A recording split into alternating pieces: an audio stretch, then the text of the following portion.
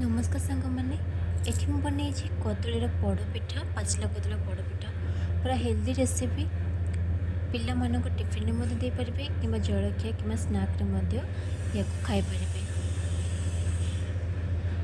यहाँ बहुत सॉफ्ट और बहुत टेस्टी। तो चलते बनवा ये नहीं जाइए मो अटा यहाँ मो अटार बन आप मैदे पक बन पारे पूरा अटार अधिक हेल्दी थाए।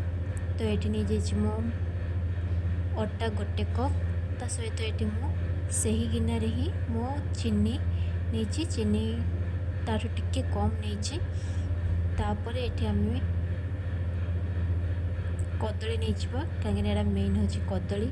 तो कदली तीन टा भल भाव पाचिला या नहीं जाइए छोट हाथ छोट छोट खंड कर अधा गिना ये क्षीर देती भल भाव पेस्ट बनईदे। ये देखु आमर बेटर रेडी हो जाए।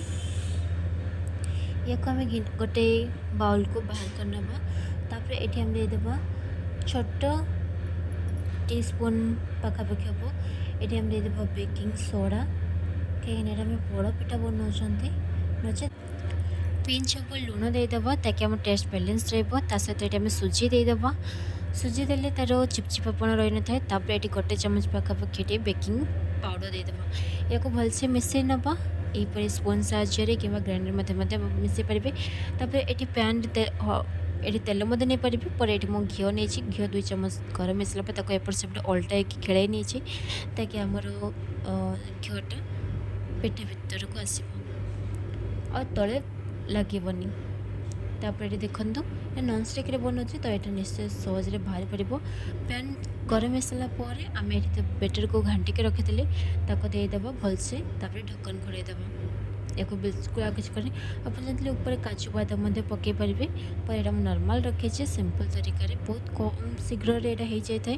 तापर ये ढक्कन लगेदेबा यहाँ बहुत शीघ्र सीझी जाए। स्पून चेक करी बिल्कुल भी लगे देखु केते सहज स्पून बाहरी आसपर आमर एटा रेडी हो गला बाहर कर देछि।